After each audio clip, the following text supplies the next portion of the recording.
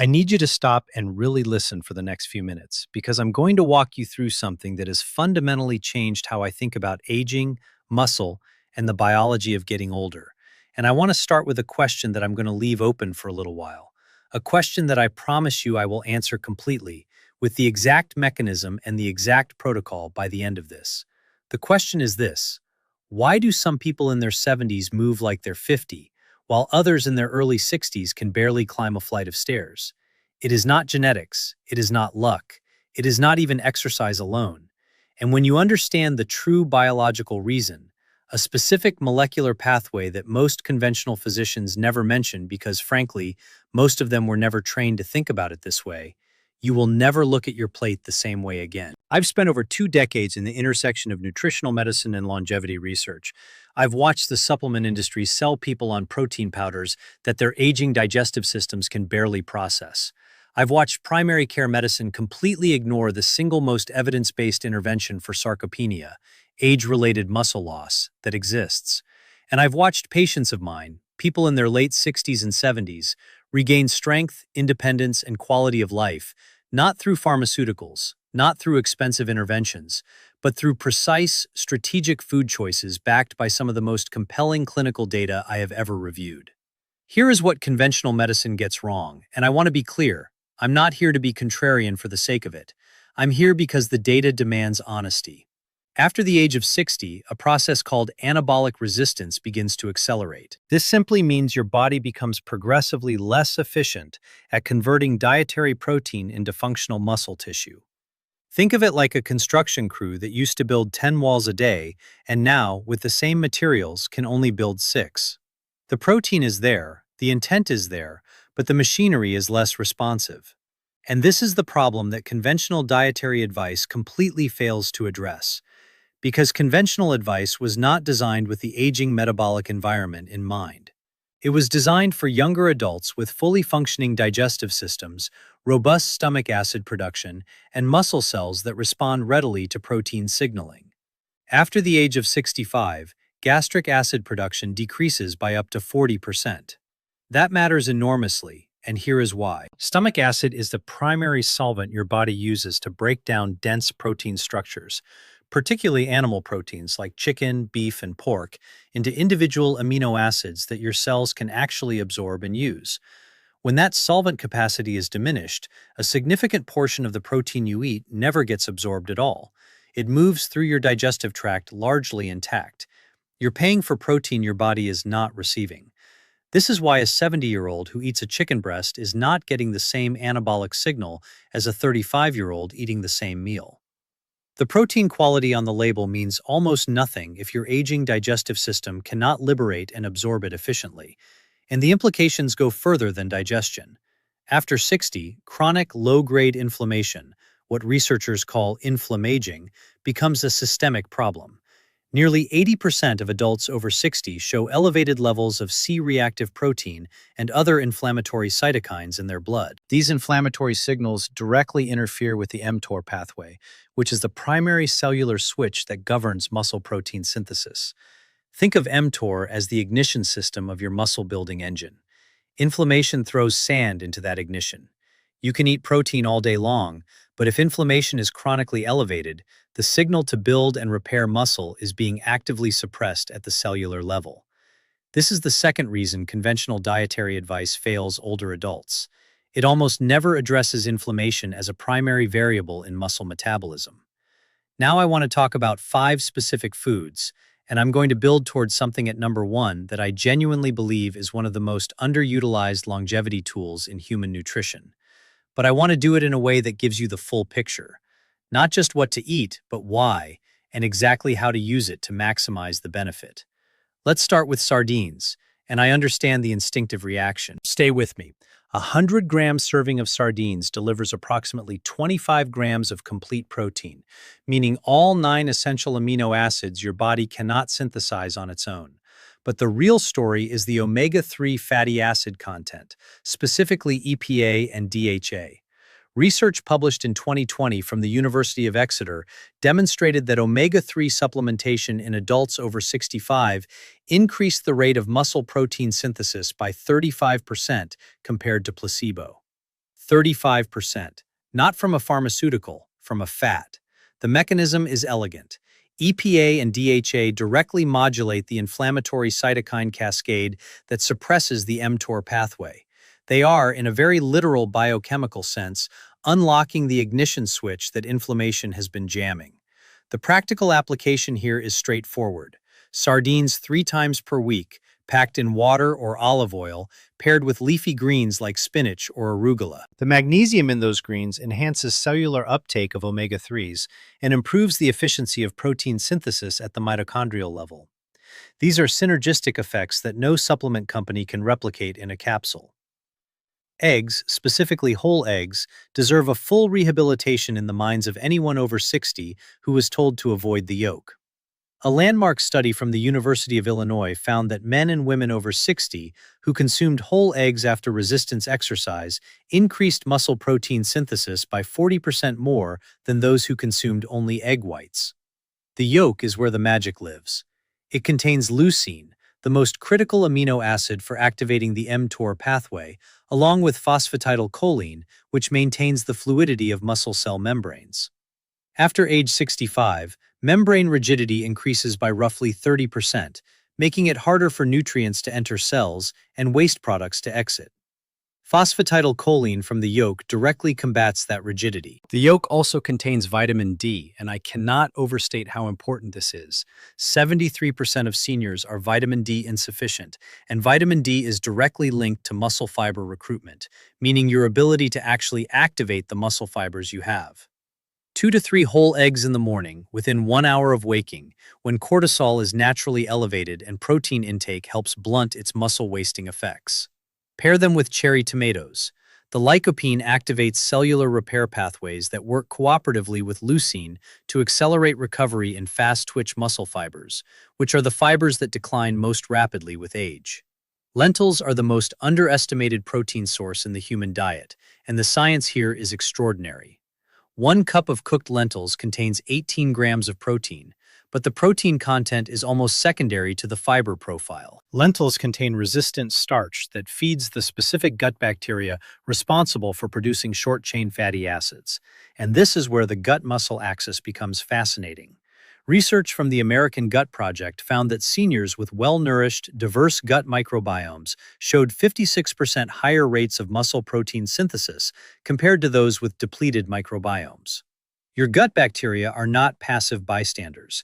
They are active participants in your muscle metabolism, producing signaling molecules that travel through the bloodstream and directly influence anabolic processes in skeletal muscle. Lentils also supply iron, which is deficient in nearly 30% of adults over 70. Iron is required for oxygen transport in the blood, and your muscles are aerobic engines. They require oxygen not just to contract, but to repair.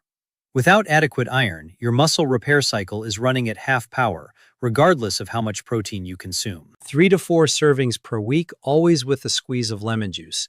The vitamin C can increase iron absorption by as much as 67%. That single pairing is potentially the difference between adequate muscle oxygenation and chronic deficiency. Greek yogurt, not regular yogurt, Greek yogurt specifically, is one of the most age-appropriate protein foods in existence, and I mean that in a precise physiological sense. The straining process concentrates the protein to 17 to 20 grams per cup and, critically, produces a BCAA profile extraordinarily rich in leucine, isoleucine, and valine. A study at McMaster University followed 130 adults between 65 and 80 through a 12-week resistance training program. The group consuming Greek yogurt after exercise gained 1.8 more pounds of lean muscle, reduced body fat by an additional 2.4%, and outperformed on functional tests including stair climbing and chair rise speed. The researchers attributed this specifically to the leucine threshold effect. After 65, your body requires a higher dose of leucine per meal, approximately 3.5 to 4 grams, to fully activate muscle protein synthesis. Where a 30-year-old might trigger full anabolic signaling with 2 grams, a 70-year-old needs nearly double that. Greek yogurt provides approximately 3 grams of leucine per cup, putting it squarely in the therapeutic range for aging muscle. 1 cup of plain, full-fat Greek yogurt, either in the morning or within 30 minutes after any physical activity. Full fat matters. The conjugated linoleic acid in the fat has been shown to reduce muscle protein breakdown by up to 24% in older adults. Add raw honey and cinnamon. The honey provides a rapid glucose response that drives amino acids directly into muscle tissue, and cinnamon contains bioactive compounds that improve insulin sensitivity, making your cells more responsive to that glucose signal. And now we arrive at number 1. And this is where I want to return to the question I opened with. Why do some people in their 70s move like they're 50? This is the answer. This is the compound, the food, the biological mechanism that ties everything together and that almost no physician is telling their patients about. The answer is hemp seeds. I know what you're thinking.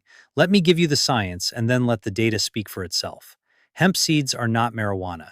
They contain less than 0.3% THC and produce no psychoactive effect whatsoever. What they produce is something far more interesting from a longevity perspective.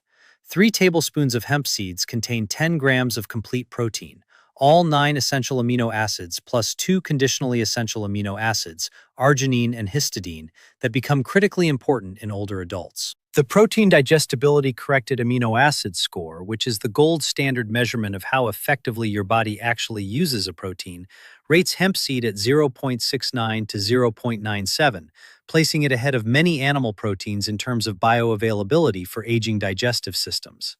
A study from the Journal of Agricultural and Food Chemistry found that hemp protein is absorbed and retained by the body approximately 22% more efficiently than comparable servings of beef or chicken in adults over 65. Here is the mechanism I promised you. Hemp seeds contain their protein in the form of edestin and albumin. These are globular proteins, meaning they are spherical, soluble, and structurally designed to dissolve rapidly in aqueous environments like your digestive tract. They require minimal stomach acid to break down. They do not resist digestion the way the dense, fibrous muscle proteins of animal meat do. When your gastric acid production has declined by 40%, a globular protein is not just easier to digest, it is exponentially easier. Researchers have described hemp seed as being between 200 and 300 times more efficient than chicken breast in terms of the digestive work required to extract usable amino acids. That is not a metaphor. That is a real, measurable difference in how much nutritional value your aging body actually receives from what you eat. Edestin is particularly remarkable. It is structurally similar to the globulin proteins found in human blood plasma, making it the most biocompatible plant protein ever studied. Research from the University of Guelph found that edestin activates immune regulatory proteins while simultaneously supporting muscle repair, 2 functions that usually require separate mechanisms in other food proteins. After 70, immune function and muscle function decline in parallel and in interconnected ways, sharing overlapping cellular signaling pathways. Hemp seed protein addresses both simultaneously through the same compound. And the protein story is only half of it. Hemp seeds contain a 3-to-1 ratio of omega-6 to omega-3 fatty acids, which the World Health Organization identifies as the ideal ratio for human health. Most Americans over 60 are consuming omega-6 to omega-3 ratios closer to 20-to-1 or even 30-to-1, creating the systemic inflammation that suppresses the mTOR pathway and accelerates muscle loss. A clinical trial at the University of Manitoba followed 60 adults between 65 and 78 who added 4 tablespoons of hemp seeds daily to their diet for 16 weeks. Results: a 32% reduction in C-reactive protein, a 28% increase in reported grip strength, and a 19% increase in 6-minute walking distance. These are not marginal findings. These are clinically meaningful changes in people's ability to function independently. Hemp seeds also contain gamma-linolenic acid, a rare omega-6 fat that behaves metabolically like an anti-inflammatory omega-3. It is found in almost no other common food. GLA has been studied specifically in the context of sarcopenia and found to preserve the integrity of satellite cells, the muscle stem cells responsible for repair after damage. After 70, the satellite cell population naturally declines, and their activation response becomes sluggish. GLA helps maintain their responsiveness. And the arginine content in hemp seeds is the final piece of the mechanism. Arginine is the direct precursor to nitric oxide in the body. Nitric oxide dilates blood vessels, increasing perfusion to muscle tissue. Research published in the American Heart Journal found that adults over 65 with higher arginine intake showed 45% better muscle blood perfusion after exercise.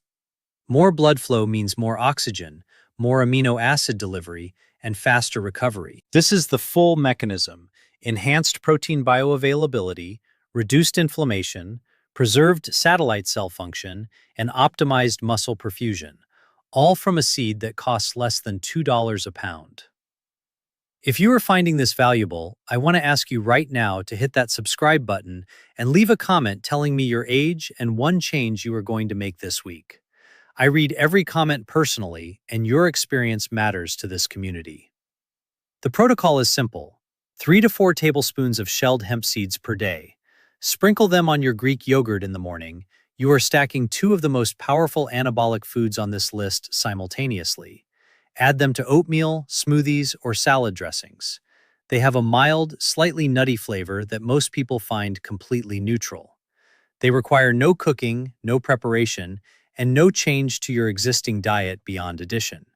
Keep them refrigerated after opening to preserve the fatty acid profile. Always pair them with a vitamin C source: orange juice, kiwi, bell pepper, because vitamin C is essential for collagen synthesis, and collagen forms the connective tissue scaffolding around your muscle fibers. Building muscle without adequate collagen is structurally like building walls without a frame. They will not hold. And eat hemp seeds alongside a small amount of healthy fat, avocado, olive oil, because the fat-soluble components are better transported across the intestinal wall in the presence of dietary fat. 30 days. Give this protocol 30 days. 30 days is enough time for the amino acid profile of hemp seeds to begin shifting muscle protein synthesis rates in a measurable direction. It is enough time for the inflammatory markers in your blood to begin moving in the right direction. It is enough time for you to feel a difference in your grip, in your energy climbing stairs, in the way your body responds when you get up from a chair. The research is real. The mechanism is clear. The food costs almost nothing. The science belongs to you. If this changed the way you think about what you eat, subscribe and like. Your support keeps this research free and independent.